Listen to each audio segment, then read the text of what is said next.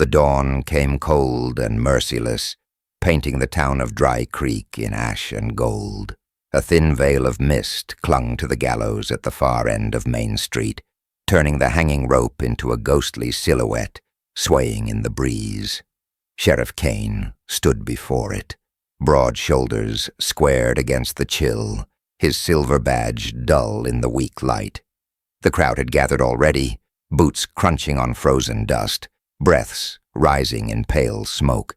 Men spoke low, women clutched shawls tighter, children peered between legs at the grim spectacle, and there, suspended from the beam, was the woman. Her dark hair caught the dawn's faint fire, swaying gently as though the wind itself mourned her. The night before she had been alive, warm, lips trembling against Kane's when he kissed her in the shadow of the saloon's lamplight. Now her skin had gone gray, her mouth slack, her eyes sealed forever. Every creak of the rope was a nail in the sheriff's chest. "Law's been served," someone muttered behind him. Kane's steel-gray eyes cut sideways. The words came from Marshal Edric Hale, his rival cloaked in authority. Hale's badge gleamed bright and polished, unlike Kane's tarnished silver. The marshal's smirk was faint, but Kane saw it. To the crowd, Hale was a man of law. To Kane, he was a vulture, fattened on power, circling above every soul too weak to fight back. Kane's gloved hand drifted to the badge pinned on his chest. He spun it once between thumb and forefinger, a habit he did when the weight of judgment pressed heavy. His jaw clenched hard enough to ache. Last night replayed itself with cruel clarity. The saloon had been hot with whiskey breath and smoke, lantern light trembling across warped glass windows. Cards slapped, coins clinked, a fiddle wailed in the corner. That's when she appeared. Eliza Thorne, draped in a faded red dress that clung at the shoulders and whispered of better years. She wasn't like the painted girls who worked the rooms upstairs. There had been strength in her walk, sorrow in her eyes. She came to Kane not as a stranger, but as a woman carrying a secret heavy enough to break her. "You're Sheriff Kane," she'd said, her voice low and raw as gravel. "I am." His reply was short, measured. "You don't know me, but I know what Hale did." Her eyes darted to the shadows where the deputy marshal lingered, his gaze never straying too far from her. Kane had seen fear before, but this was different, fear laced with defiance. She asked him for protection, whispered of a murder that wasn't hers, of evidence buried deep. And before the night ended, when whiskey loosened tongues and shadows pressed them close, Kane had kissed her. It wasn't planned. It wasn't even wanted. It was an instinct, born from a man haunted by too many ghosts, and a woman who looked at him as though he might still be salvation. Now she was hanging.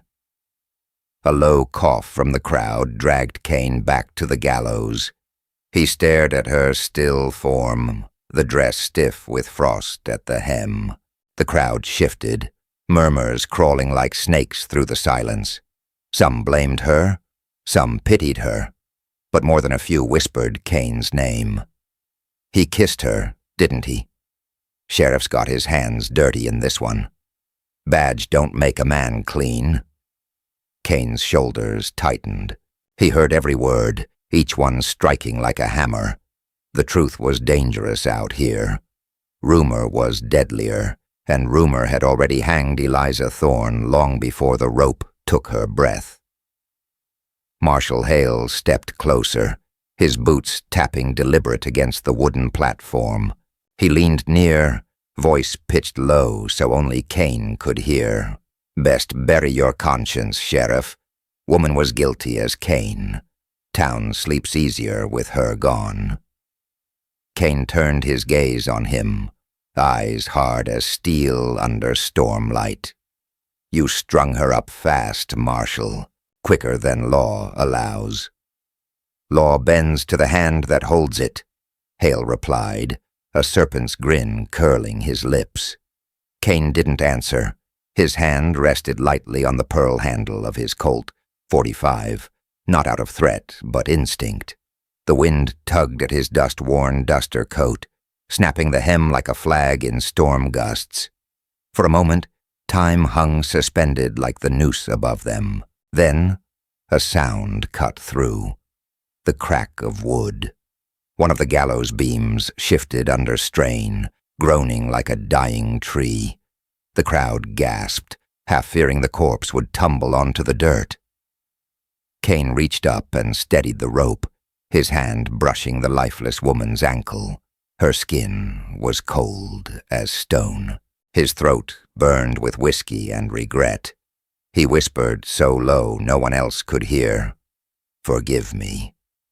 But forgiveness was a currency scarce in Dry Creek.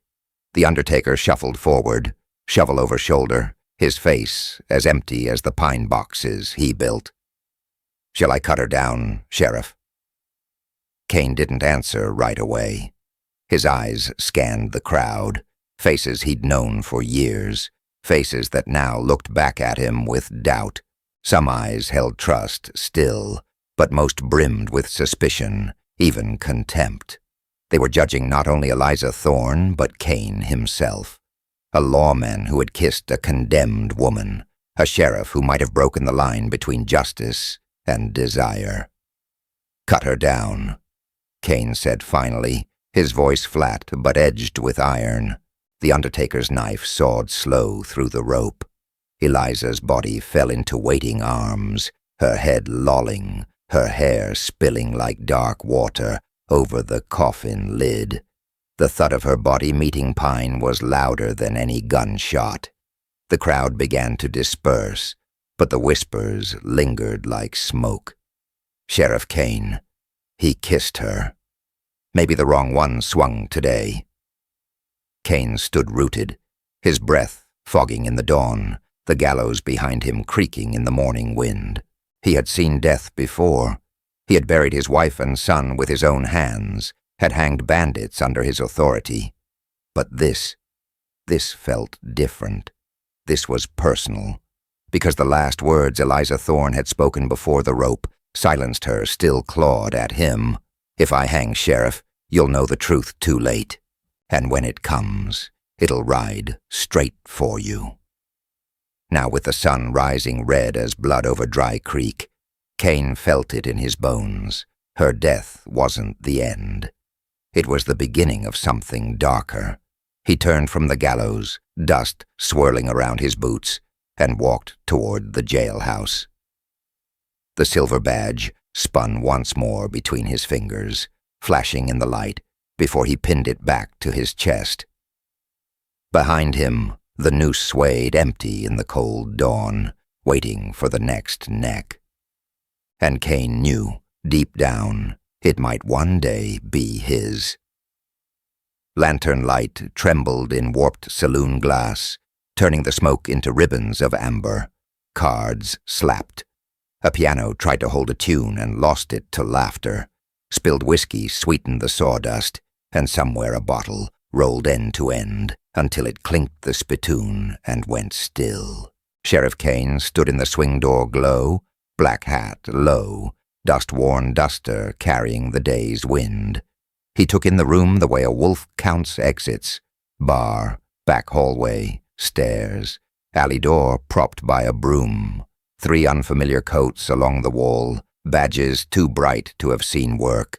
Marshal Edric Hale's men. Kane eased to the bar. His silver badge caught a sallow slice of lamplight. He let it spin once under his thumb and pinned it quiet again. The barkeep slid a glass without being asked. The sheriff sniffed it, tasted little, tasted plenty. The piano faltered to a halt. That's when she stepped out of shadow. Red dress faded at the seams, hair pinned like a promise that didn't hold. Eliza Thorne moved with a careful grace, like she'd learned to carry pain where men couldn't see it. She stopped close enough for Kane to smell lye soap and road dust on the silk. Her eyes were the color of night water, dark, reflecting everything.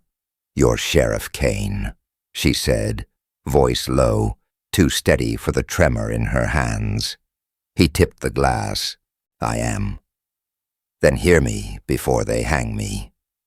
Her glance flicked to a corner table where Deputy Jonas Pike, Hale's right hand, all hat brim and mean smirk, was pretending to lose at cards. "Out back," she added. "Walls in here have ears." Kane set the drink down untasted and followed her through heat and whispers to the narrow hallway, past a mirror cracked like a spidered window. The back door opened to an alley where cold night pooled between buildings. The moon hung thin as a knife. Freight wagons creaked somewhere beyond, iron rings clicking softly as chains settled. Eliza put her back to the brick, the rough-pressed pattern printing into the dress. "I didn't kill Lyle Garrison," she said, "but Hale needs me guilty." Kane watched her face, the way truth pulls different than lies. "Why?" "Because I took something." She pulled a folded scrap from the seam at her hem and handed it over. Ledger paper. Blue lines skittered with figures, dates, initials. The ink bled where a drop of water had fallen, maybe a tear, maybe rain. 2 columns repeated, retainer and warrant. And there, tight and neat, E. Ouch and J.P. "Marshal Hale, Deputy Pike," Kane said. "Money paid the night before a murder warrant appears," she whispered. "Same hand, different names. Garrison was going to talk. He didn't get the chance. Hale's men put him in the ground outside the arroyo and called it justice. I was supposed to be entertainment upstairs, but I saw them come in after with boots dirty from wet clay. Heard 'em laugh about how the judge likes his ink fresh." A wind ran the alley and flapped the torn edge of the paper like a trapped moth. Kane folded it once, twice, tucked it inside his coat where a bullet had scarred the lining years back. "How'd you get this?" "Man makes mistakes when his whiskey runs sweet," she said. "Hale left the ledger under his hand while he counted, and I grew up slipping fish from nets men swore were tight.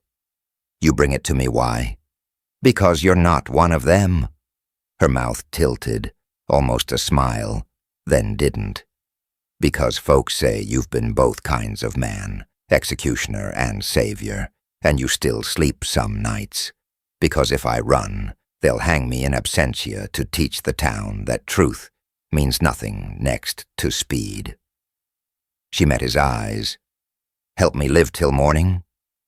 Kane shifted against the cold, felt the familiar pull between the badge and the man beneath it.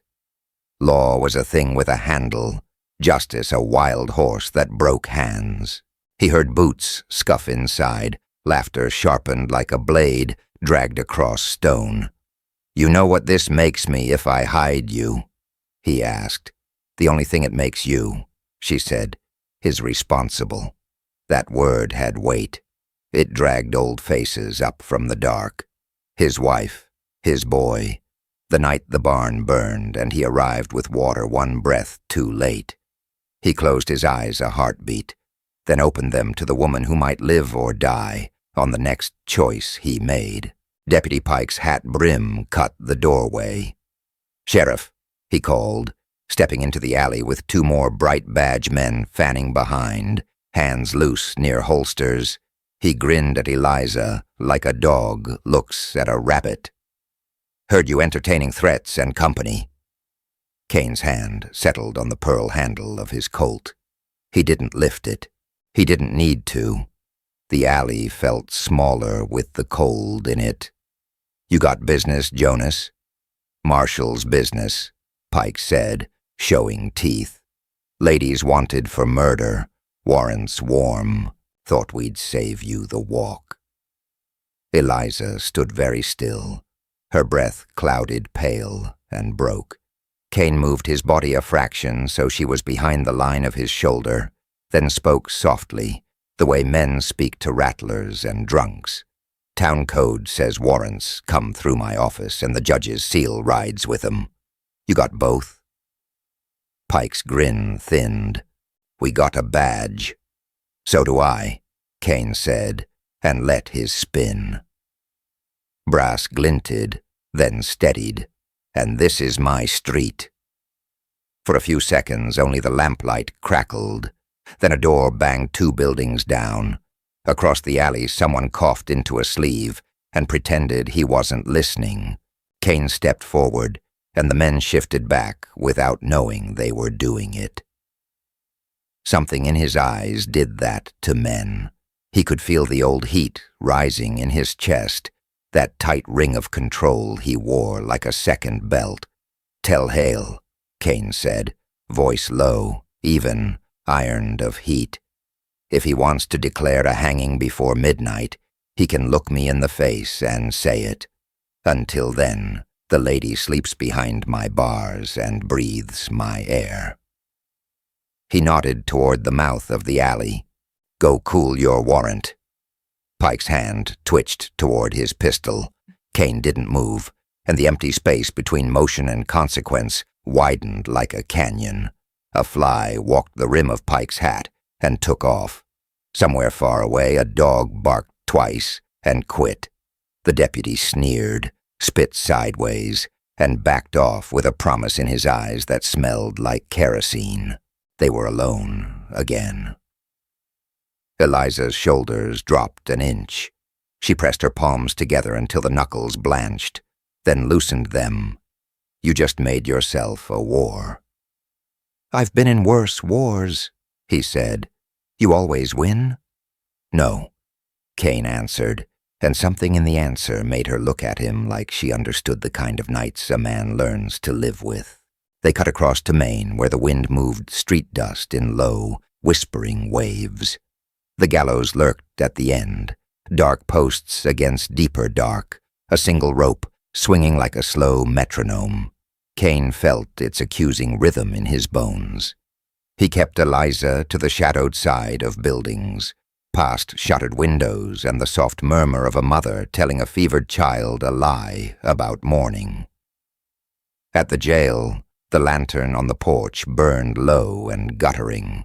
Kane unlocked the door and let the hinges complain. The room smelled of iron and soap and old coffee. A stove ticked as the heat died. He led her to the nearest cell, not the far one. Habit, the near cell, kept his back to the wall and his eyes on the street through the window. The bars were cold to the touch. His keys rang against them like a bell. This is protection, not punishment, he said. Till daylight, I'll ride to the judge myself. She stepped into the cell like into a church, head high, eyes defiant, mouth a thin line bracing for a storm. I don't want to die, Sheriff. He heard the truth in it, naked as a newborn. He swallowed against the ache it woke. Then don't, he said, simple as a prayer. Her fingers brushed his sleeve. The contact was nothing, and it was everything. That close, her breath smelled of mint leaf from the saloon kitchen and the copper ghost of fear. She searched his face. Prove I'm more than a name on your docket, she whispered. Prove somebody saw me alive before they fit the rope. Kane didn't think. He didn't plan.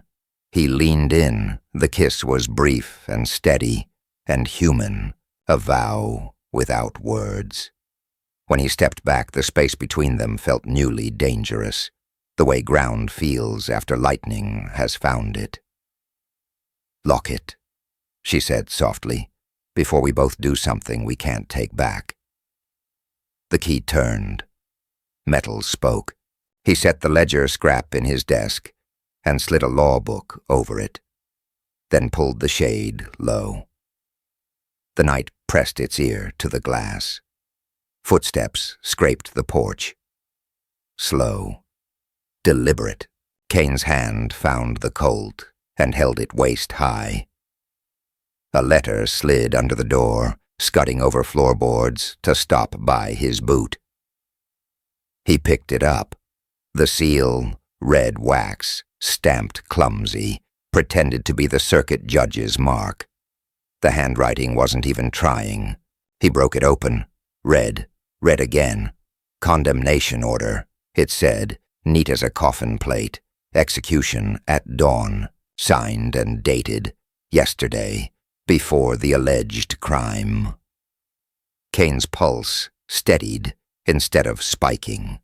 That was how his body took fury. He looked up and met Eliza's eyes through the bars.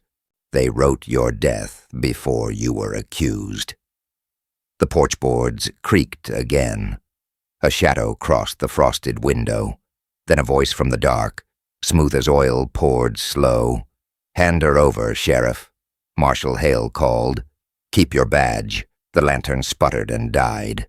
The room went black enough to hear the rope at the gallows sing to the wind. Somewhere outside, a rifle clicked into readiness. The lantern died with a wet hiss, leaving the jailhouse in a darkness thick as velvet. Smoke from the wick curled up and vanished against the rafters. Outside, boots shifted on boards. The slow, deliberate scrape of men settling into shooting stances. Metal clicked. Rifles made ready. Kane's hand found the pearl grip of his Colt and rested there without drawing. Cold air leaked through the chinks and carried a smell that didn't belong to night. Creosote. Someone had sloshed the porch timbers on purpose. "Hand her over, Sheriff," Marshal Edric Hale called from the street with that poured oil voice. "Keep your badge. Keep your town. Do right by the paper in your hand." Kane let the counterfeit condemnation order crinkle between his fingers. Red wax seal, a clumsy mimic of Judge Barlow's mark. The date stamped yesterday, before Eliza Thorne had even been accused. He didn't answer. In the cell behind him, Eliza rose from the bench and gripped the bars, dress whispering at her ankles. In the dark, he could feel, not see, the tremor in her breath. "They cut the telegraph," she whispered. "He said he would, when I wouldn't." A murmur swelled outside, mean and eager. Kane slid to the window slit and looked. Main Street simmered with faces by torchlight, storekeepers, drifters, 2 ranch hands he recognized, and wished he didn't. At the end of the street, the gallows was a black comb against the sky. Someone had strung a second rope. Kane set the forged order on his desk and laid a match to it. The seal blistered, the paper curled, and the law's ugly counterfeit became ash. He crushed the ash flat with his palm. "That's one lie less," he said. A single knuckle rapped the door. Not a knock, an announcement. "Make it easy," Hale said. "Judge is abed, town is riled, and I got a citizens committee wanting their peace back before sunrise. I bring her out gentle. No one gets hurt. I'll even leave you your authority. Think on that." Kane did. He thought how authority sat in a man's pocket, like a coin with 2 faces. He let his badge spin once in his fingers. The little disc clicked against his knuckle, caught a flake of dawn seeping gray around the shade. The badge had weight, but it wasn't proof of anything except choice. "Marshal," Kane said, voice low enough to make men lean toward the door, "you served a hanging order dated before the crime." He let that hang. "That means you're either a fool or a liar. I don't much work with fools." Hale laughed softly. "You always did like standing on principle in a dust storm. Here's my principle. Bodies keep towns quiet. I've got a witness says the girl put ratbane in a bottle, killed a stable boy for sport. That witness puts her on the gallows, and the town will sleep." "Your witness named Jonas Pike?" Kane asked. "Deputy U.S., Marshal Jonas Pike," Hale corrected, smug as a cat. An officer of the law. Eliza made a sound that was not quite a sob. Kane turned to her and in the darkness caught the faintest tar-sweet scent clinging to her hairline. Creosote again. Warehouse fire. He filed it. "You hear that?" he asked her, voice flat. "He'll bury you under his man's word." "I didn't kill no stable boy," she said, and her palm pressed the bars so hard he heard the skin squeak. "I saw Pike and Hale meet behind the freight office. They passed money and a seal. He's got the judge in his pocket, or a man who can carve like one." "Sheriff." Her voice broke down to a whisper that tasted of copper. "Don't let them put a rope to me under their paper." A flare outside blew sudden daylight through the window slit. A torch waved, fell on something wooden, no, wheeled. They had brought a prison wagon, black lacquered, iron barred, the kind used to haul the condemned beneath canvas to spare proper folks the sight. Hale's silhouette mounted the porch. "Last offer," he said. "You give me the woman, I give you peace. You refuse, I'll declare you obstruction and take your keys, your office, and your good name. We'll call you what you are in that case. A man protecting his—" He let the word curl into filth. "Kiss a whore and see where it puts you." The men outside answered with laughter and something thrown, an empty bottle, smashing on the steps. Kane let the heat rise and pass. Anger was a horse. You either broke it, or it dragged you through fences. Law ain't always justice, he said, and felt the decision harden his ribs like a brace. But justice rides with me. He reached behind to the keyring on the peg and took it down. Eliza flinched when the keys chimed. "No," she said. "Don't. I'm not opening it to give you up," he said. "I'm moving you." He jerked his chin at the rear door.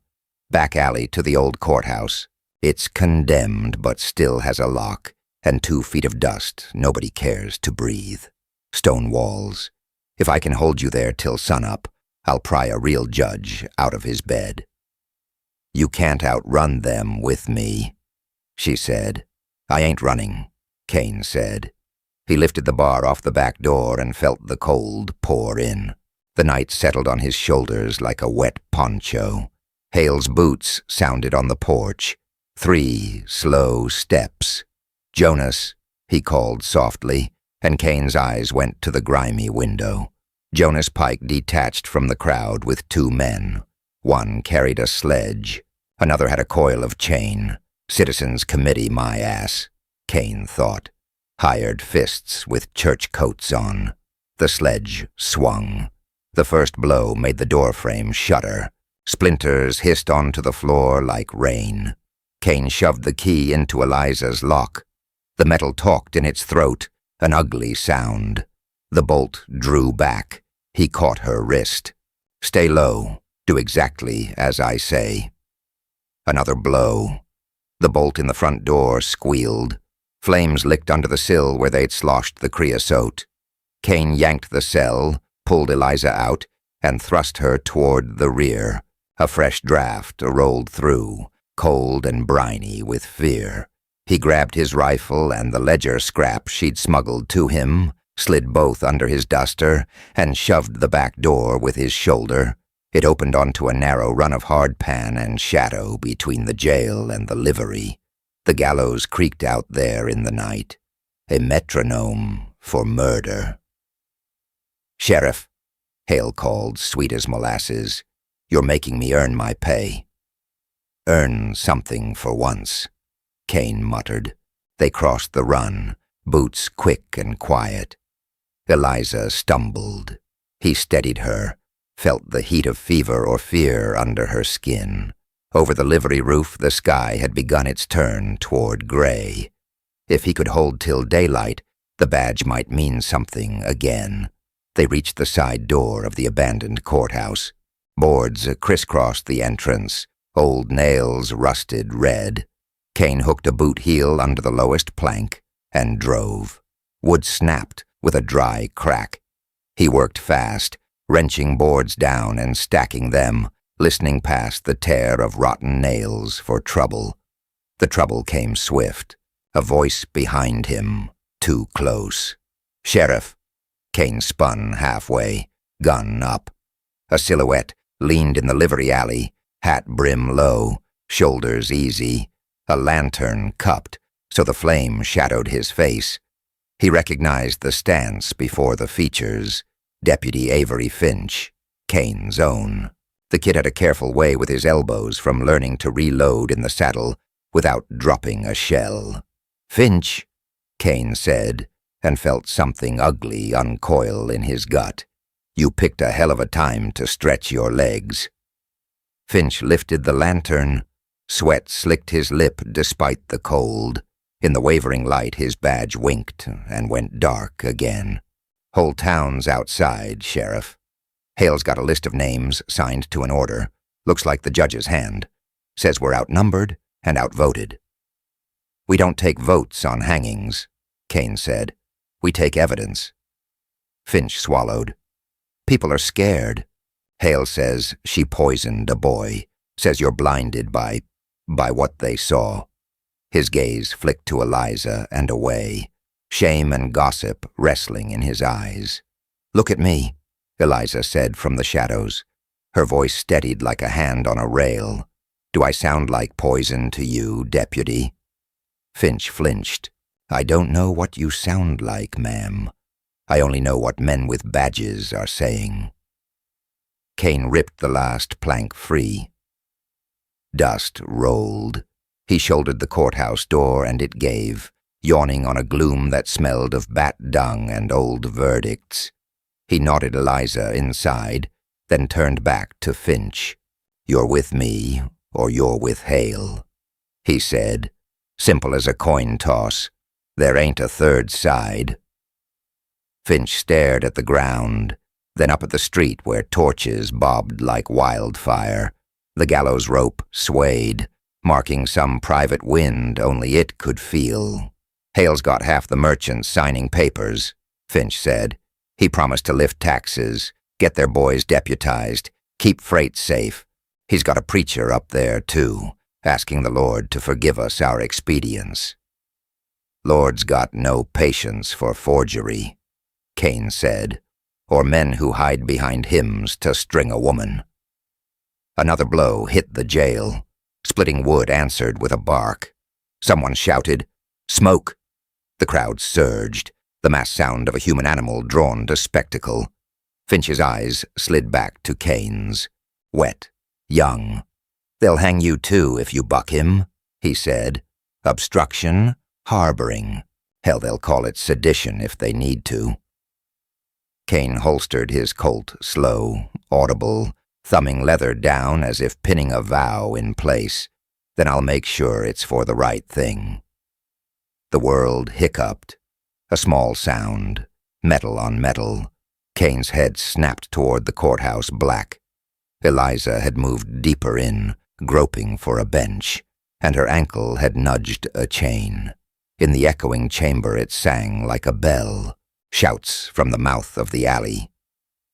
Boots pounded. Hale's men peeled off the street and funneled toward the sound. Jonas Pike's laugh came ahead of him like a knife. Kane grabbed Finch's sleeve and yanked him into the courthouse, killed the lantern with a pinch, and slammed the door. It was instantly night again, the kind that pressed your own blood loud against your ears.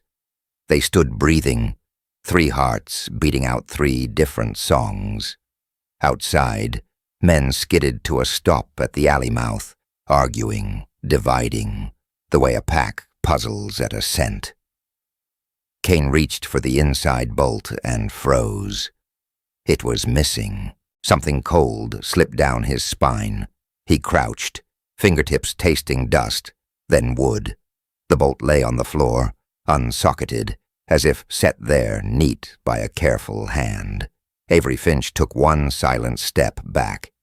The lantern's dead flame still threw its ghost on his face. And in that faint, sour light, Kane saw the little detail he'd missed. The keyring not at the kid's hip where it lived, but hooked to his belt behind his holster. A new position. A thief's position. "Deputy," Kane said softly. "Why'd you move your keys?" Finch's answer was a ragged whisper. "Because Hale came to me before sundown. Because he promised amnesty when the dust settled. Because I've been poor since birth, and scared since I pinned this iron to my shirt, Sheriff." On the other side of the door, Jonas Pike's knuckles rapped twice. "Nice and gentle, Lawman. You open up for your own. We spare your town the spectacle." Finch lifted the keyring with a tremble, and the metal chimed in the old courthouse hush.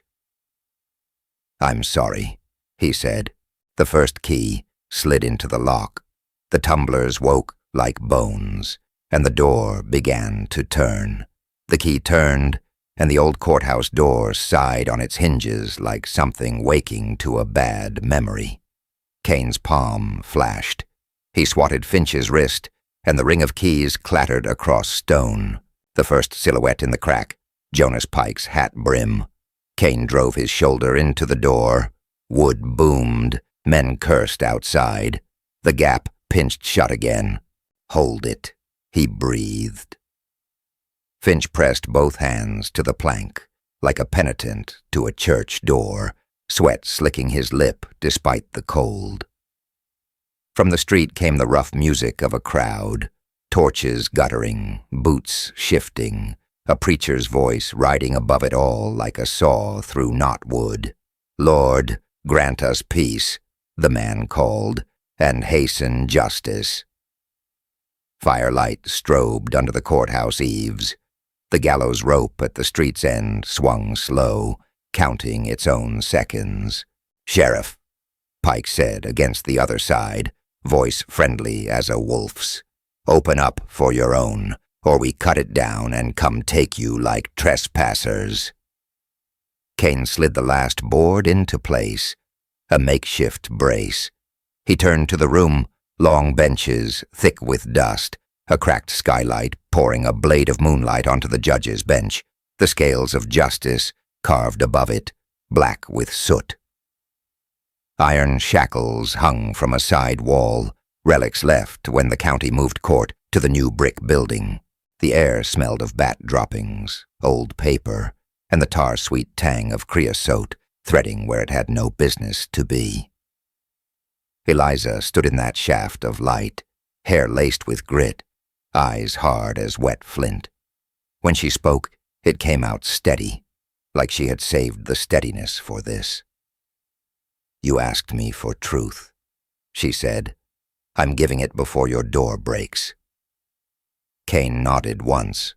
"Say it all. No lies left." She swallowed, and the sound was loud in the empty room. I worked upstairs at Saloon 4, not by choice at first. Hale paid my passage west and kept the debt around my throat. I earned for him. Sometimes his men used me for bait. Pretty face to pull men into quiet corners. Lyle Garrison was different. He planned to talk. He told me he'd seen Pike take coin to lose a shipment. He had names. I said I'd take him to someone honest. Her eyes flicked to Kane and didn't stay. But Hale got there first. Outside, wood splintered as a pry bar bit. The brace leapt in its groove and settled. Eliza kept going. They told me to pour from the green bottle, the one that smelled sweet. I don't know poisons. I know whiskey. I put the green bottle back when Lyle didn't show. The stable boy came to fetch me. Said a man wanted me at the freight office. He was too young to shave. Tommy. He took a swig from the glass I'd poured for Lyle, to prove no one was watching. Her jaw trembled and hardened. He fell wrong, shook and went quiet. They said it was my fault. They said I'd poisoned a child, and now I would swing for it, or do what I was told until my debt ran out. Debts don't run out with men like that. The pry bar screamed. Someone laughed when a nail tore free. Kane's jaw set. He could almost see the saloon's shadows in the corners of the room, hear the glass tap, the surprise on a boy's breath. "How'd you get the ledger, Scrap?" Hale counted coin when he was drunk and sloppy. I slipped a page while he bragged to Pike about his citizens' committee. Men bought by lighter taxes and promises their sons would wear tin. She looked at Finch for the first time. I know the look of a boy who took a badge to stop being scared. Finch flinched like she'd struck him. "Marshal Hale came to me before sundown," he said to Kane, voice thin. "Told me if I kept the peace and opened doors, I'd have a future when the territory went proper. He said smart men ride the current. Sheriff, I ain't been smart much in my life." Kane reached for Finch's chest and plucked the deputy's badge. It came free with a pop of torn cloth. He placed the tin at the base of the carved scales on the judge's bench and left it there, a fallen coin on a broken altar. "You just learned the cost," Kane said. "Now you choose who to pay." Another blow. The board bowed, groaned, then held. Smoke began to curl under the door, thin and gray, friendly at first, then not. The creosote they'd sloshed under the jail must have kissed the courthouse, too. "Sheriff," Hale called from the porch, voice syrup smooth. "I'll be a gentleman this once. Send the girl and the Scrap out with your deputy, and we'll chalk you up to a long night. Keep them, and we'll christen this ruin with fire. Your town will sing hymns watching, and the preacher will put God's amen over the flames." Kane moved through the courthouse in long, soundless strides, a big cat wearing boot heels. He lifted the bench with both hands and eased it atop the brace. The weight sank the plank deeper into its notch. "Finch," he said without looking back, "tell me something true." The young man wet his lips. "Judge Barlow ain't signing anything," he whispered. "Hale's got a stamp press, kept at the freight office under canvas. He's been printing condemnations and warrants under the preacher's blessing. They dragged the judge out to his sister's farm at dusk to keep him quiet. If we live to sunup, I can get you a man with eyes to swear to it." Kane felt the world tilt, the way it does when a trail you've ridden all your life turns out to be a loop. "Then at sunup we ride," he said, "if we see sun." He crossed to Eliza and put a coil of old chain in her hands. "You're going to hear them call you poison," he said softly. "You'll hear their boots and you'll want to flinch. Don't. We are not running. We're buying time. Time lets truth breathe." Her fingers closed on the iron. "I'll hold," she said. "I owe Tommy that much." Smoke thickened. Sparks fell through the cracked skylight like a red snowfall. From outside, the preacher's voice rose above the crackle. "Justice before mercy. Amen." The crowd answered, hungry. Pike spoke close to the door again, words flat now, empty of play. "Last count, Sheriff.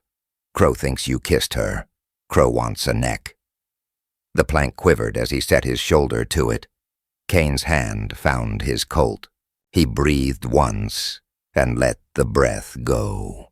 "You gentlemen light your fires and quote your scripture," he said. "I'll keep the law as it was written before you learned to spell your names." "Best line I heard all week," Pike said, and the pry bar bit deep.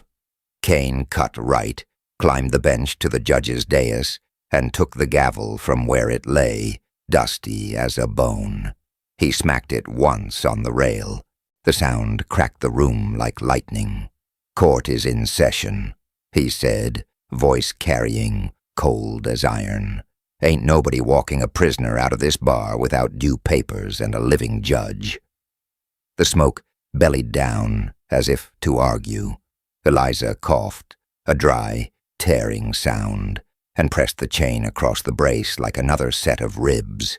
Finch stripped his gun belt, handed the weapon to Kane, butt first, and knelt by the door with his bare hands on the wood, a wordless apology flexing in his jaw. "You get one chance to buy back your name," Kane said to him. "When it opens, you don't shoot to kill unless you must. You break wrists. You blind with lantern light. You grab the first rope you see and use it to tie men, not hang 'em." A boom answered, closer. Men had a ram now, a section of telegraph pole shouldered by 4. The brace bounced, sagged, held. The smoke thickened to taste. Sparks found old paper and worried it. Eliza's voice came thin through it. "One more truth," she said, and Kane leaned close so he wouldn't miss it. "There's something else you need to know before you spend yourself on me." He watched her eyes and saw the thing she was afraid to say. "Say it," he ordered. "Hale's not just buying signatures," she whispered. "He's buying blood. He's got a list of names. Men paid to fire the barn when your wife and boy died. I saw it once. I wasn't supposed to. Jonas laughed about a boy quick to burn. I think—" She swallowed. "I think the name you'll find on the line is a man you ride past every Sunday." Kane didn't blink. The fire pop sounded like bones in a pit. "Whose hand?" Eliza shook her head. "I don't know. I only saw the first letters. AF. Finch flinched, as if struck. He stared at the floorboards, as if they might open and swallow him. "My pa's name is Almon Finch," he said, hoarsely, "but he was working cattle south that winter. He wasn't—" His mouth worked and found no purchase. "Wasn't he?" Kane's heartbeat slowed until he could hear other men's. "We get the list. We'll read it together," he said. "Until then, you're my deputy by choice, not appointment. You hear?" A fresh boom. The brace jumped in its groove, now half splintered. Smoke poured, a living thing. The skylight gave a brittle moan as heat found glass. Outside, Hale ceased speaking. It went quiet in that awful way quiet goes before a charge. Kane put the gavel down and the Colt up. He stood just left of the door, so the first rush would miss his center line. He tasted ash. He tasted old pennies. He heard the creak of the gallows rope in the wind and knew exactly how many inches a body dropped before the jerk. "Get ready," he said, and his voice wasn't loud. It didn't have to be. It was the sound of a hinge setting in its plate. The ram hit, and the door vomited splinters. Men came with it. Pike first, coat open, pistol low. The lantern Kane had set on the floor howled white when Finch upended it in their eyes.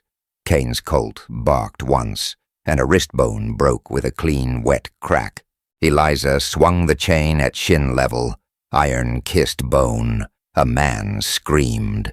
The room filled with the sound of men who had expected an easy thing and found work instead. Through them all moved Marshal Hale, untouched by panic, hat unruffled, stepping over his own men's pain with tidy boots. He smiled through smoke, and the smile was worse than the fire.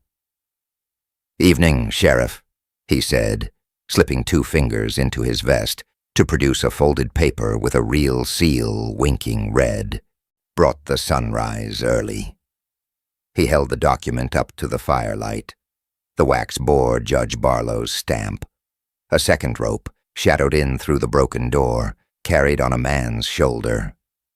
"Here's your lawful warrant," Hale said softly. "For you." The glass in the skylight gave way with a pistol crack and dropped molten stars. The roof above them breathed fire. Iron sang when the shackles bit his wrists. Thin, cruel music, that echoed through the abandoned courthouse like a hymn for the damned. Kane stood where juries used to sit, boots in dust gone soft as flour. Moonlight fell in through a broken pane and made his silver badge flash ghost white against his duster. He turned it with his thumb, the metal cool, the engraving worn smooth by years of doubt. The badge had once felt like a compass. Tonight it felt like a coin you could flip and lose your soul on. Outside, wind pushed tumbleweed along the main road of Dry Chapel, the town asleep except for dogs that wouldn't stop barking at a storm you couldn't see. Somewhere behind Kane, a floorboard creaked. He didn't turn. "You done staring at that tin, Sheriff?" Deputy Holt's voice came soft and steady from the doorway.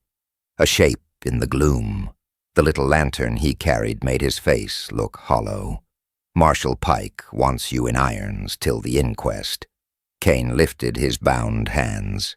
"You brought the irons." Holt swallowed. "Orders." "Whose?" "You heard me." Holt stepped closer. The lantern threw yellow on his jaw, showed the sheen of sweat near his ear.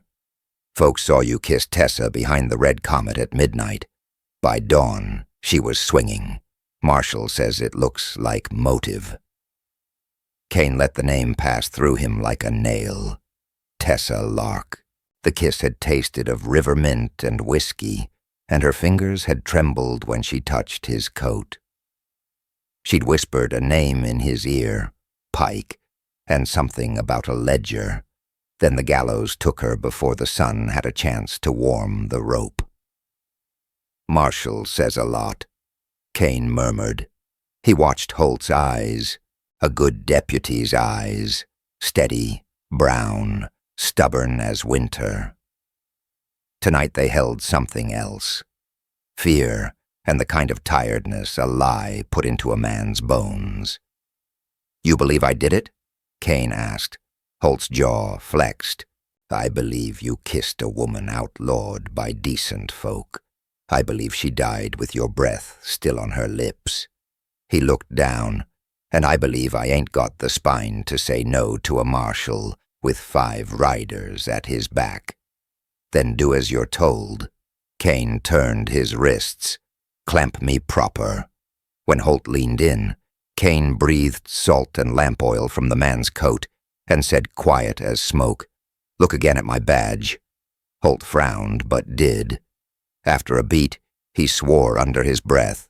The star's center, where Territorial Sheriff kissed the metal, had a tiny 5-point rosette cut into the ring. Kane's habit, a private etch he'd made the day he'd sworn the oath. The badge pinned to Kane's chest wore the scar he'd carved years back. "The one they showed in the saloon," Kane said, "didn't have that mark." Holt stared as if the room was tilting. "Marshal gave that one to the judge as proof it was yours. Somebody's wearing a false star and a better story."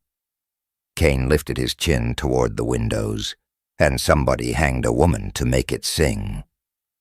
A bottle shattered outside, followed by the whisper of running feet. The lantern shook in Holt's hand. "They're stirring," Kane said.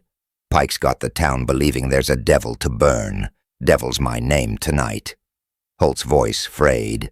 "Tell me you didn't—" "Law ain't always justice," Kane said, so quiet it barely disturbed the dust.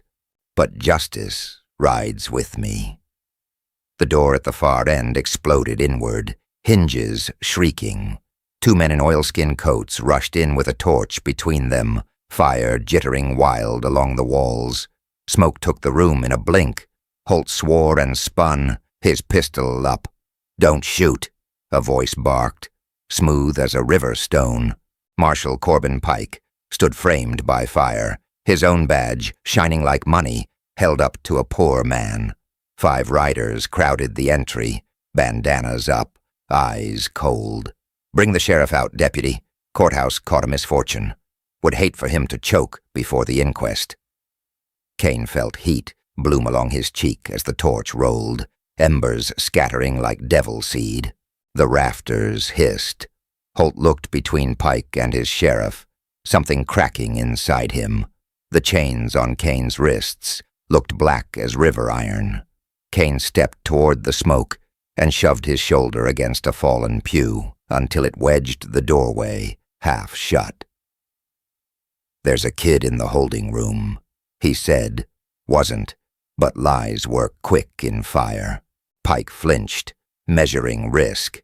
Holt moved first, bolting down the side hall toward cells that hadn't held a drunk in months. "Deputy," Pike snapped. "Stand down." Kane didn't wait. He pivoted, threw his weight into Holt's lantern with his shoulder. It flew, burst like a star at Pike's boots. Men swore. Fire leapt with joy, greedy and yellow. Smoke turned the world to felt.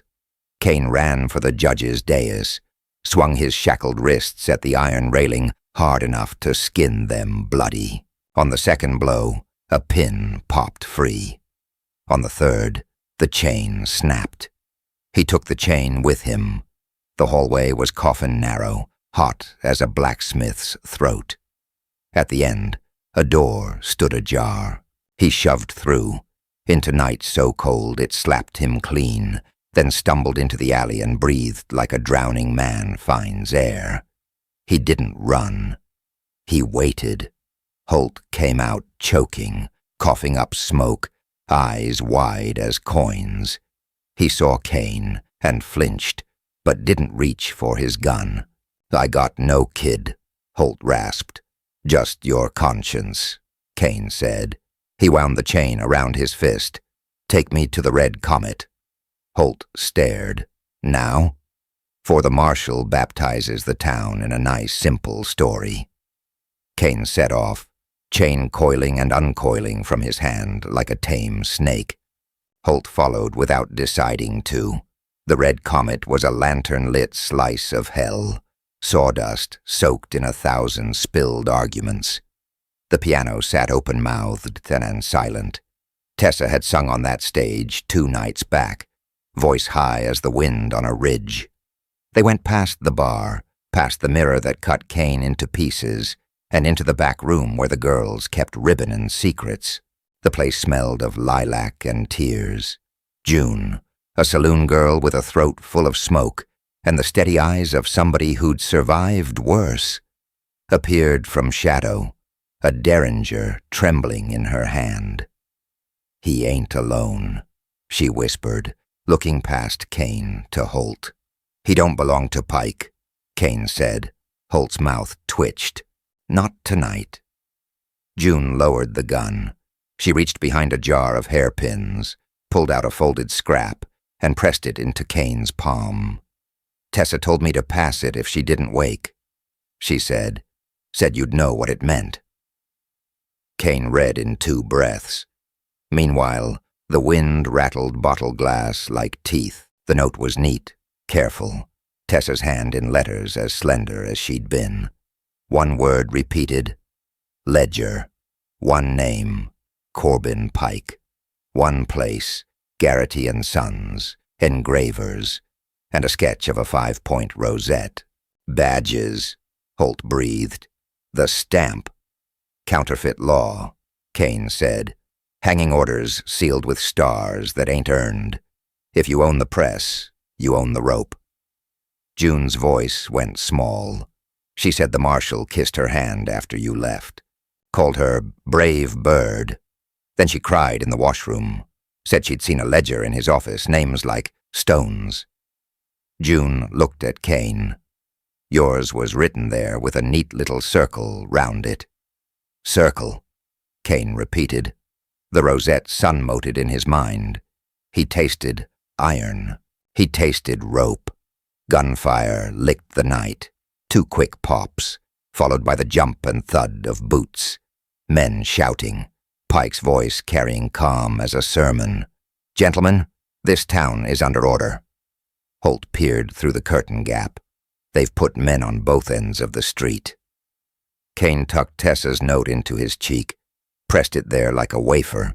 "You should go," he told June.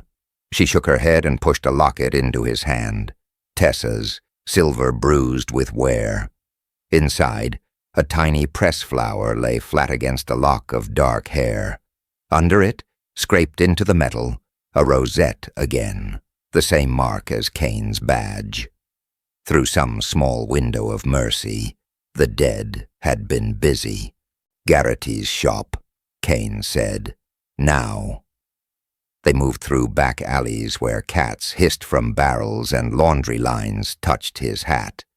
The engraver's window was dark. The bell over the door sounded like a small, frightened bird when Holt nudged it. Inside, it was blue cold, the kind of cold that made teeth think of breaking. Counters held chisels, burins, a line of stamps that looked like a row of sleepy soldiers. Kane's lantern found the press. Sheets of vellum sat stacked like the pale skins of ghosts. Orders, notices, the ceremony of law. Under them, wrapped in cloth, lay 2 dies, one stamped with the territorial seal, the other with a marshal's star. Beside them, a 3rd die, tiny, meticulous, the rosette. Holt looked sick. God help us. God's busy, Kane said. He lifted the ledger that waited on a shelf under the counter. Names figured the page, ink neat as sewing. Beside each, a charge and a date. Above the list, accounts. C. Pike. The rosette was pressed in wax at the bottom, like a spider hiding under a glass. He turned the page and felt his body go still. Kane, James, dissenter, to be removed before harvest. Seal, marshal. The handwriting had the calm of a clerk ordering flour. Behind them, the bell trembled. A draught braided the candle flame. The shop door did not open. It simply admitted the cold, and a man shaped out of it. Pike stepped out of the gloom, hat low, smile polite, as a butcher's apron. "I do admire a citizen who investigates," the marshal said, hands empty, eyes pleased. Most men swallow their rope with gratitude. Holt's pistol lifted, but Pike did not glance at him. He kept his gaze on Kane's. "I could have let you burn," Pike said. "I didn't. Do you know why?" "Because you wanted a show," Kane answered, calm as ice. "Hang a sheriff by his own star." "Because I want you to sign the ledger," Pike said, tapping its cover with one gloved finger. "Not an execution, an abjuration. You renounce the badge, admit to moral unfitness, and ride out before dawn. Dry Chapel breathes easier. I become the man who saved order. We all live to be miserable another day." Kane's thumb worried the locket seam. June's soft breath trembled in the dark behind the counter. Holt's gun shook a little. Kane took in the room. The press like a gallows that learned to write. The dies. The ledger. He pictured Tessa's feet leaving the barrel, the rope making a sound like a fiddle string snapping. He heard again her whisper, "Ledger." "Sign and walk away," Pike said, "or keep the badge, and I hang another girl for the sermon. I've no shortage of parishioners." The wind rattled the door, a sound like chains dragged across stone. Kane turned his badge in his fingers until the rosette caught, sharp as a thorn. He remembered his wife's voice. "If ya can't tell right from wrong, James, at least put yourself between the wrong and the weak." He set the badge on the counter. Its star looked pale as a dead tooth. "Law ain't always justice," he said, voice gone low. "But justice rides with me." Then he did something that made Holt curse, and Pike's smile falter. Kane reached for the pen. He dipped it in ink, lifted the ledger, and began to write. Not a signature, but a list of names. Women. Tessa. June. The sobbing girl who'd tied the knot because a man in a clean coat told her it was Mercy. As he wrote, Ink spattered his fingers like blood. Pike stepped forward, delighted. "Good man!" Kane snapped the chain from his wrist like a striking snake and looped it over Pike's throat, yanked the marshal into the counter hard enough to rattle the press. Holt's shot cracked. Glass blew into the night. The candle guttered, and in the shattered window, framed in cold starlight, a second silver star appeared, bigger and older than Pike's, and the voice that came with it was Flint striking Flint. "Drop him, Sheriff Kane. By authority of the United States, you're under arrest." The window glass in Garrity and Sons hung in silver teeth after Holt's shot, night air sawing through them in a cold hiss. Kane's chain was looped tight under Jonas Pike's jaw, the deputy marshal's hat kicked somewhere into the dark. The ledger lay open on the counter like a dissected thing, names, dates, a careful clerk's hand, and beside it, the dies that could mint the law, territorial seal, marshal's star, and the tiny 5-point rosette that made forgeries look like gospel.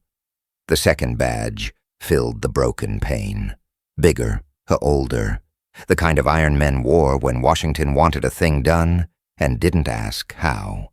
Marshal Edric Hale stood outside, with his coat buttoned to the throat, against the cold, eyes pale and kind as a snake's. "Drop him, Sheriff Kane," Hale said, voice soft as a prayer. "By authority of the United States, you are under arrest." June's breath hitched behind the counter. Holt's pistol wavered between star and star. Pike's heel drummed against the floor, a fish fighting the line. Kane loosened the chain a hair but didn't let go. Smoke from the courthouse fire still walked the sky. The town glowed in it, a dawn made of the wrong kind of light. He took the measure of the night and the number of guns in it and how close June's life sat to them all. "You sign your own warrant when you drag a federal," Hale went on, watch ticking patient, "or you lower him and we walk you to sunup with your dignity intact. Choose." Kane chose, in the plain way he always had when there weren't any good choices left. He unlooped the chain and shoved Pike off him hard enough to rattle teeth. Then he raised his hands, palms open, the iron taste of surrender rising like old blood in his throat. "Smart," Hale said. He stepped through the broken mouth of the shop and took in the press, the dies, the ledger with a practiced glance that told Kane he already knew what lived there. "Gather it up," he told his men. "All of it. This is evidence. And by evidence, I mean it's kindling, if anyone asks." Two marshals swept the dies into a canvas bag, careless with history. Another shut the ledger with a polite little pat, like a preacher closing a well-loved Bible. Holt swallowed. "You're burning the proof?" "Proof is whatever the right man says it is," Hale replied, smiling without trouble. He looked to Kane. "We'll do this clean. Rope before breakfast." "Thought you liked your hangings before midnight," Kane said, and the words came out flat, even. "Saves lamp oil." "Crowd likes a sunrise," Hale said, and the smile hardened. "Besides, it gives me time to find a preacher." They marched him out under a sky that had begun to pale at the edges. Dry chapel stirred like a pen full of cattle before a storm. Boots scuffed. Torches guttered to embers as lanterns took their places. The gallows at the far end of Main Street stood up black against the east, two ropes hanging like question marks. Frost silvered the scaffold rail. Every step on the boardwalk tapped the hour down. June moved with the crowd, but kept to shadows, her shawl drawn up, eyes on Holt. The deputy stayed close to Kane's shoulder, breath smoky, jaw clenched. On the other side, Jonas Pike walked light again, rubbing his throat and shooting Kane a glance that promised a debt remembered. They reached the platform. The creak of the steps sounded like a ship's timbers, and the rope above them turned slow, finding some private wind. Kane's silver badge flashed once in the weak light. He spun it with his thumb, old habit, old compass, and it felt heavier than it ever had. Sheriff James Kane. The preacher intoned, voice high and tremulous. Kane recognized him, Reverend Deems, who'd split sermons with stock reports when collections ran light. You stand condemned by warrant and committee. Show the warrant, Kane said. Hale lifted a folded paper and held it up so the crowd could see the seal winking red. The same stamp that had lived in Garrity's shop an hour ago, now christened official by being in the right hand. Signed, Hale said. Sanctioned. The town wants peace. From below the platform, a woman's voice cracked the morning. Peace don't come from paper set by thieves. June stepped forward, shawl falling, face bared to the cold. Her hands shook, but her chin didn't. He tried to show you the forge. They packed it in a sack like bread. Take her down, Pike said, mouth sweet. Two men moved. Holt didn't. He put a hand out without thinking, light on June's elbow, and the gesture told on him. Hale watched with a half-smile that said he had all the time in the world to file such observations. Any last words? The preacher asked, voice straining to be large. Kane looked out over faces blurred by smoke and doubt. He saw merchants whose ledgers bled, ranch hands who'd bury wage and friend in the same week, mothers with babes bundled like loaves. And he saw a man standing back of the milling crowd, hat brim low, shoulders hunched like a draft horse that had learned to take the whip. Almon Finch, the initial on Eliza's memory, AF. The way Avery's eyes had gone dead still in the courthouse when he heard it. Almon didn't look up. He watched the gallows like a farmer watches weather. Kane pitched his voice just enough to cut. Law ain't always justice, he said, but justice rides with me. Laughter rippled and died. Hale's smile didn't change. That it? Not quite. Kane took his badge off and held it up. It caught the light, and the rosette he'd cut into the center years ago blinked like a small star. He didn't look at Hale or Pike. He looked straight at Avery Finch in the crowd, the kid half hidden behind a dray, hat in his hands, the boy and the badge warring on his face. Kane tossed the badge down to him. It rang when it hit Finch's palm. You decide what that means, Kane said. If your father taught you to live bent, you stand up now and break that lesson. A low, angry murmur trembled through the gathered. Someone yelled, "Hang him and be done." Another voice, Mrs. Henderson from the boarding house, called, "Let him speak." The voices braided and snarled and became one thing, a crowd that wanted to see someone answer for the night. Hale lifted his hand, and the noise fell like cut rope. He stepped close enough that Kane could smell the wintergreen on his breath. "You kiss a whore and kill a boy," he murmured, private. "You make yourself a sermon. I'm just the man with the pulpit." Kane met his eyes. Eliza Thorne had a stage name, he said, voice low. Tessa Lark.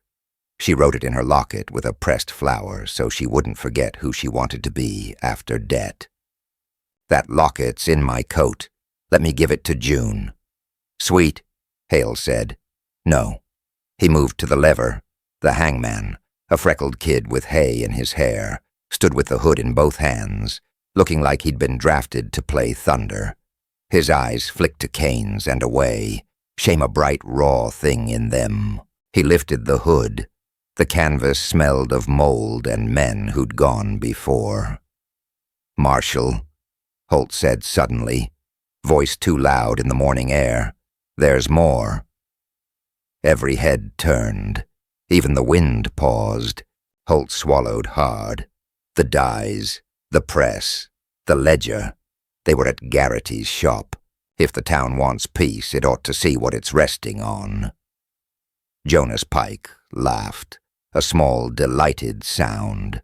By thunder, deputy, you learned your lines. Hale didn't bother to glare. He only said, mild, bring up the sack. A man lugged the canvas bag to the platform and dropped it with a thud that made the boards jump. Hale untied the rope, rolled the mouth open, and reached in. He withdrew. Nothing that mattered. A hammer, a box of blank vellum, a child's set of letter stamps, the sort used for names on a Bible's flyleaf. The rosette die and the seal were gone. June touched her throat. Holt went white. Looks like proof walked off in the night. Hale said, hands spread. Mercy. Kane's eyes tracked the crowd, hunting for the shape of a man who moved like he knew where the truth was hiding. He found Avery Finch instead. The young deputy stood with the badge in both hands, staring at the rosette like it might cut him. Beside him stood Almon Finch, hat low, a hand on his son's shoulder that looked gentle until you saw how tight it gripped. Almon's eyes were wet brick. He didn't look at Kane. He looked at the badge. Son, Almon said, quiet enough that only the nearest heard. Give that back to its rightful owner and come on home. Avery's throat worked. He looked from the star to his father, to the scaffold. He slid the badge into his pocket instead, and the tiniest sound, metal on cloth, seemed to run up the posts like a wire's whine. Hale's jaw ticked. Almost nothing at all. He nodded to the hangman. Do your office. The hood came down. The world went soft brown and threadbare. Kane smelled canvas, old sweat, damp wood. The rope kissed the side of his neck and nested there like a patient thing, every sound sharpened. The click of the trap's dog, the preacher's breath catching. A woman's sob folded into a glove. Under the hood, Kane saw what men see when it goes quiet in their head. A porch at dusk, and a boy's laughter, his wife's wrist turning flour into bread, the night wind rocking a cradle that would never again know sleep. He heard Eliza's whisper the way wind remembers canyon walls. If I hang, you'll know the truth too late, and when it comes, it'll ride straight for you. He set his feet the way he taught himself to set before recoil. He breathed in ash and mourning and horses and regret. Justice rides with me, he said into the dark, and the words felt like a nail he drove into his own heart to keep it steady. Somewhere beyond the hood a rifle cocked, the bright mechanical sound of intent. Somewhere else a bell began to toll. 1, 2. Someone pulling the church rope like a man drowning grabs a line.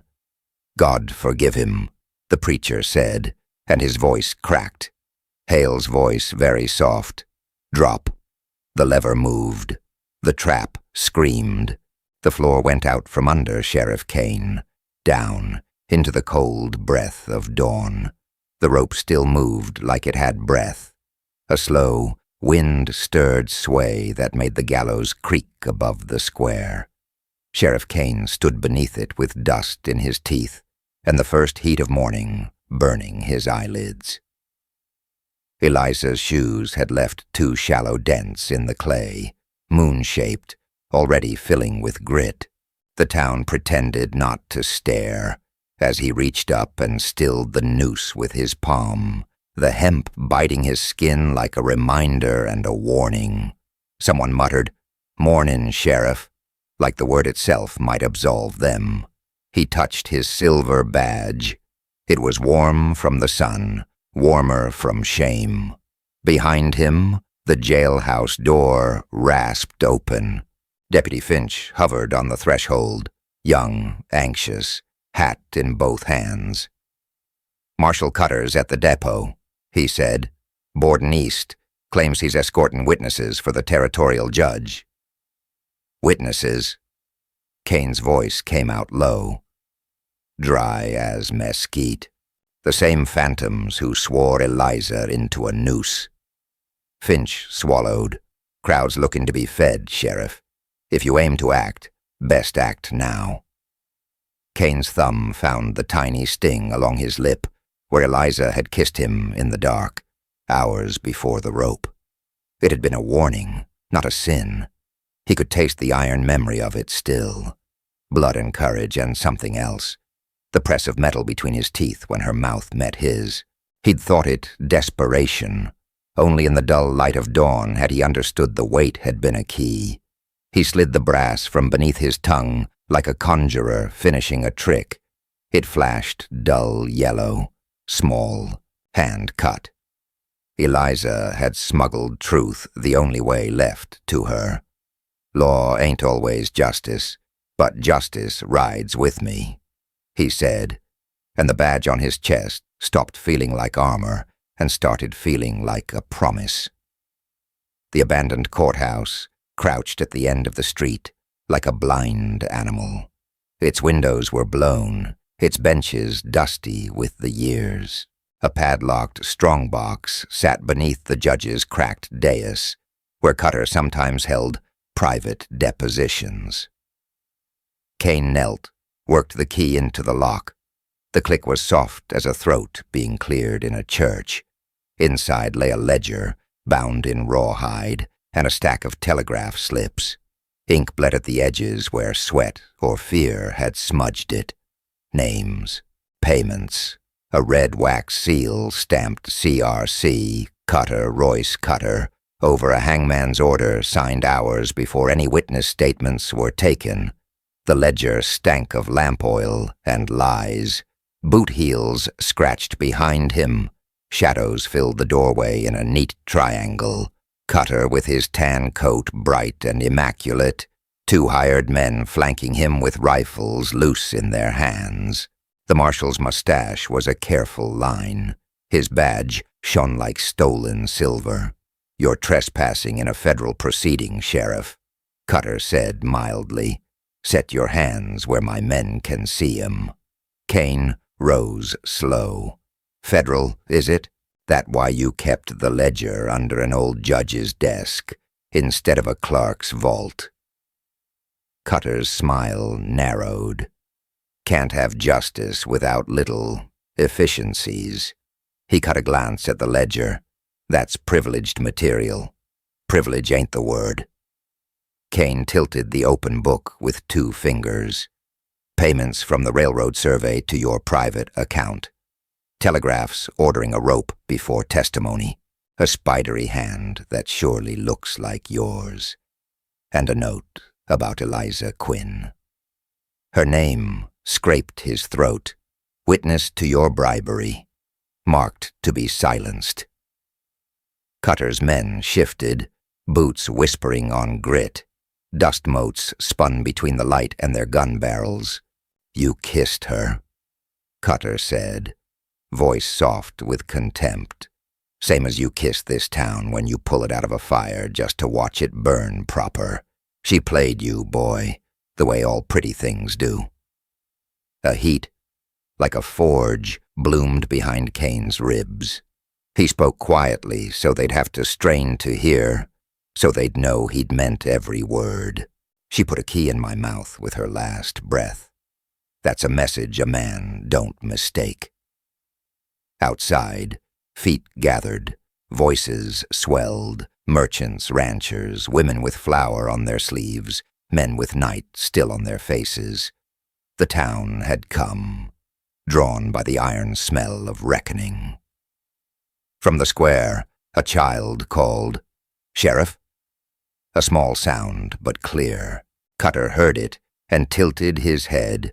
A crowd loves a show. He cocked 2 fingers. The rifles rose.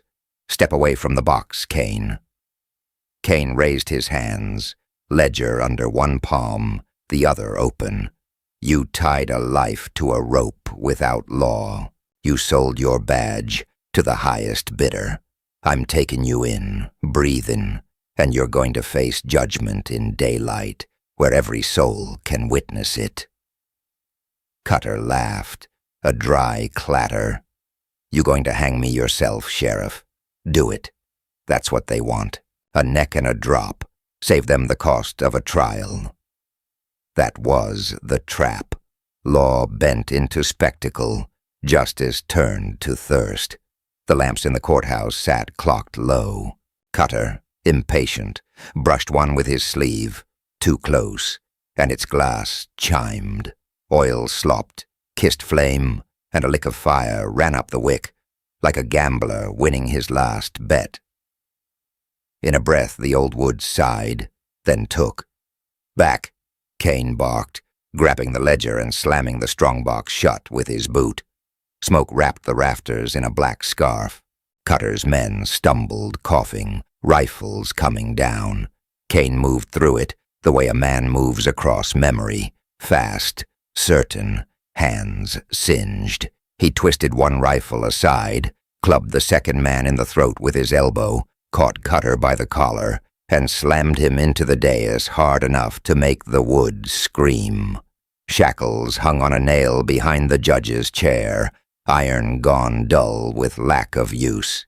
He snatched them, snapped them around Cutter's wrists, the metal bite loud as a gavel. "Sheriff!" Finch barreled in through heat and sparks. The crowd's noise surged like a river against stone. "Ledger," Kane rasped. He shoved it at the deputy. "Get it to daylight." A beam gave. With a human groan, fire sprayed sparks that scalded his face. Cutter staggered, coughing. "Let me go, damn you." "We're past deals," Kane said, and dragged the marshal into the morning. Wind tore smoke into rags that vanished over the square. The town fell back, eyes wide, lips cracked with heat. Kane shoved Cutter to the base of the gallows posts, beneath the rope that still swayed with a ghost's patience. He could feel the weight of the moment settle into the dirt like rain. "Folks," he said, a voice raw, "you wanted a throat for sunrise. Here's the man that ordered one without lawful right." Dozens of eyes flicked from Cutter to the rope, then to Kane.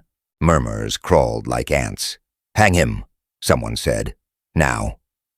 Finch raised the ledger, hand shaking. "Telegraphs and bribes," he called. "Signatures match. Judge's seal is forged. It's all here."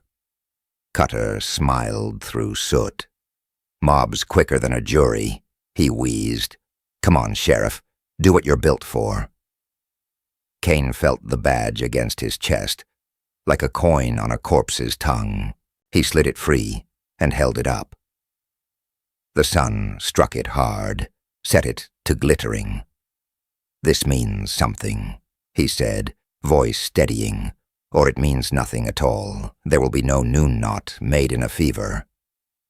He stepped to the gallows, cut the rope clean with his knife, and coiled it in his palm. Dust hissed when the severed length hit the boards. Gasps rippled, rage flared, but the sight of the ledger, of ink and figures and seals, held them. "We try him," Kane said, "in that old courthouse, if we have to rebuild the bench from splinters." It took the better part of an hour to wrestle order from grief. Finch and 2 volunteers marched Cutter to the jail, chains kissing with every step. The crowd thinned to a low boil. Kane stood alone beneath the empty beam, the cut rope looped at his side like a sleeping snake. Wind dragged grit across his boots. Heat beat the square into silence. That was when he saw it, tacked to the gallows upright, scrap of black paper, a single horsehair loop pinned through it like a laugh. The note read, in a neat, educated hand, "Dawn doesn't forget. Next time, she comes for you." A storm stacked itself like gunmetal on the far ridge. Kane tightened his grip on the rope. Grit scoured his teeth. Somewhere a bell tolled noon but sounded like a clock running out. He turned toward the jailhouse and the ledger and the man in chains, his badge heavy in his fist instead of on his chest, and walked. By nightfall the square cooled and the ash smell fled, but the taste of hemp stayed on Kane's tongue. He sat with his back to the jailhouse wall, elbows on his knees, badge lying in his open palm, iron scuffed concrete, cutter shifted in his cell. On the desk, the ledger lay like an open wound. Every figure in it told a story. A farm lost to a surveyor's bribe, a false affidavit purchased with a bottle, a rope ordered before testimony. Eliza's name bled through the paper as if ink were blood after all. Kane turned the badge and studied its scars.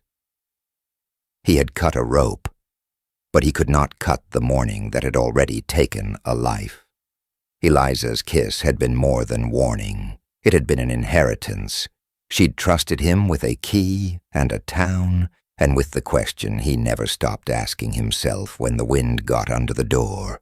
Was he law's servant or justice's rider? He chose today, and it cost him. He'd refused the crowd's hunger. He'd carried a man who deserved hanging into the long, slow light of trial.